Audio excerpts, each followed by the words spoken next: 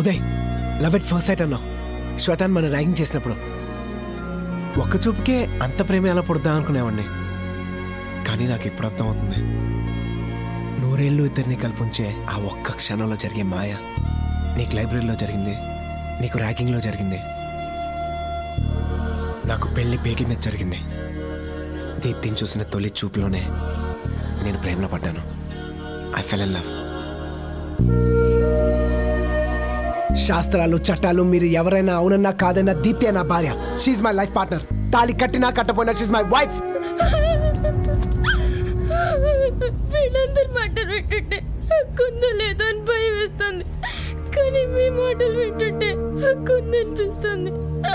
నువ్వు చదివే చందమామ కథల్లో లాగా మీ అక్క 7 సముద్రాల అవతల ఉన్న నేను వెతికి తీసుకొస్తానమ్మా. సభాష్ రామనవడా, సభాష్.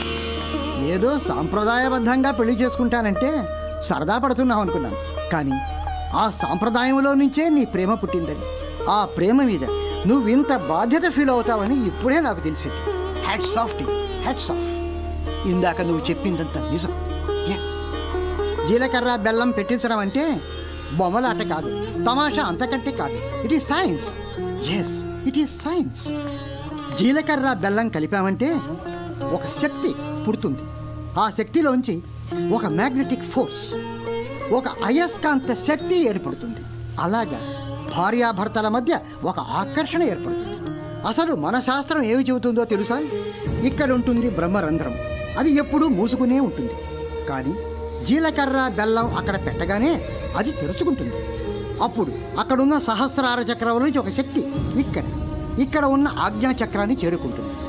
ఇప్పుడు ఒకరి నుదుటిని ఒకరు చూసుకోగానే ఒకరి ఆజ్ఞా సహస్రార చక్రాలు మరొకరి ఆజ్ఞా సహస్రార చక్రాలతో కలిసిపోతాయి. అదే తొలిచూపు. అదే మనమంతా అనుకుంటున్న వలపు మాయ. అదే 2 జీవితాలను కలిపి ఉంచే ప్రేమ బంధం. నీకంత శుభమే జరుగుతుంది. నువ్వు ప్రేమించిన నీ భార్యతోటే తిరిగిరా. నువ్వు చేశావే ప్రమాణాలు, అవే నీకు శ్రీరామ రక్ష. ఎస్.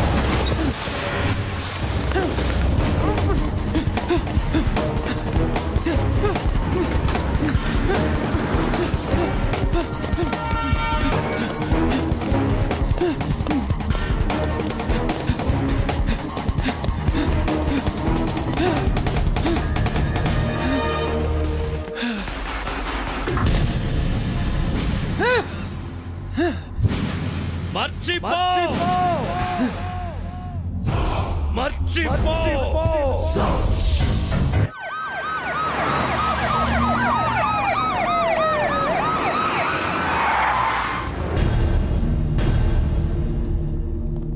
ఇంతవరకు ఆ అమ్మాయి ఆచూకీ దొరకలేదా? ఏం చేస్తుంది మీ డిపార్ట్మెంట్? పని చేస్తుందా, పడుకుందా?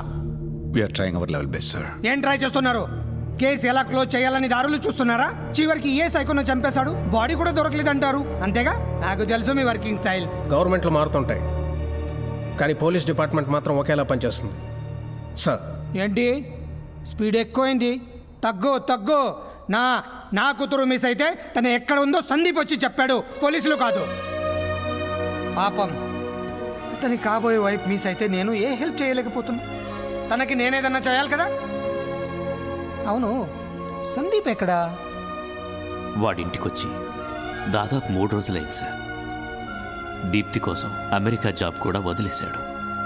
పాపం, ఆ అమ్మాయిని వెతుకుంటూ వెళ్ళిన అబ్బాయికి ఏమైందో? వాడికేం కాదు, వాడు అమ్మాయిని చూసింది ఒక్క క్షణమే, అయినా కొన్ని యుగాల ప్రేమను నింపుకున్నాడు. సందీప్ దీప్తితోనే తిరిగి వస్తాడు.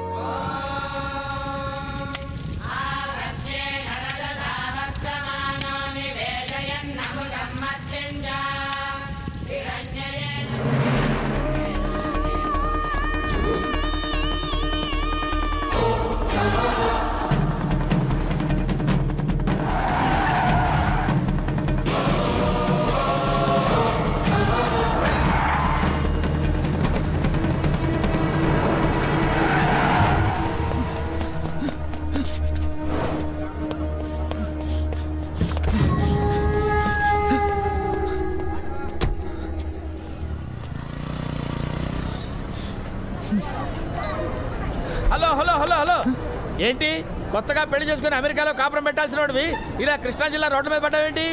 ఏం చెప్పావు నువ్వు? 5 రోజుల పెళ్లి ఎన్నో రోజు అయిపోయింది? అదేనయ్యా, నూడిల్స్ 2 నిమిషాలు దాటి ఉడకూడదు, 3 ముళ్ళు 3 నిమిషాలు దాటి పడకూడదు అన్నమాట.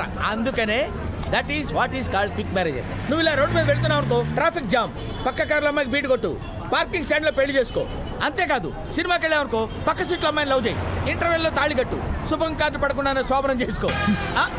అంటే see that marriage on wheels. జనం పెళ్లి దగ్గరికి రాకపోతే పెళ్లినే జనం దగ్గర తీసుకెళ్లాలన్నమాట. అది అందుకని మీలాంటి వాళ్ళ సౌకర్యం కోసం పద్ధతి కనిపెట్టా.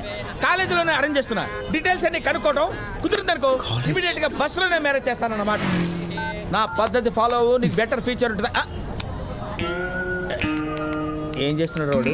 మిమ్మల్ని వేసేయడానికి ఏవో ఏర్పాట్లు చేసినట్టున్నారు సార్. నన్ను వేయడానికి ఏర్పాట్లు ఎందుకు బాబు? దెబ్బేస్తే అయిపోతారు. మీ లెవెల్ తక్కువ, ఏవో సెపరేట్ అరేంజ్మెంట్స్ అయి ఉంటాయి. వాళ్ళు అరేంజ్ చేస్తే మనకు యాంగిల్ వదిలేసాం. మీరు అర్జెంట్గా రండి, నేను చెప్తాను. ఎలాంటోడివి ఎలా అయిపోయావురా? నేను ఇలా చూడలేకపోతున్నా. రేయ్, ఇంత లైఫ్ రిస్క్ అవసరమా? హైదరాబాద్ వెళ్ళిపోదారా? ఎప్పుడు ఎవరిని మీద అటాక్ చేస్తారో, ఎలాంటి రిస్క్ వస్తుందో. రాని, నాకు అదే కావాలి. నన్ను చంపడం కోసమే నాకు బయటకు రావాలి. అది చాలు దీప్తి చాడు తెలుసుకోవడానికి. అసలు అమ్మాయి ఎక్కడుందో తెలీదు, ఎక్కడని వెతుకుతావరా?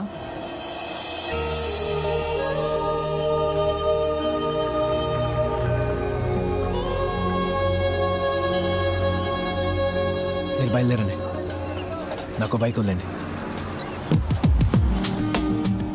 బాబు రోజు ఇక్కడే బస్సు మారి టౌన్కి వెళ్ళేస్తుండేది. బంగారు తల్లి. ఈ వయసు పిల్లలు ఉండాల్సింది కూలి పనుల్లో కాదు, చదువుకునే బడిలో అని చెప్పి మా పాపని స్కూల్లో చేర్పించి పుణ్యం కట్టుకుంది. అక్క ఎంత మంచిదో తెలుసా? ఈ గులాబీ మొక్కను తనే నాకు బహుమతిగా ఇచ్చింది, ఏ రోజు బడెక్కొట్టినందుకు.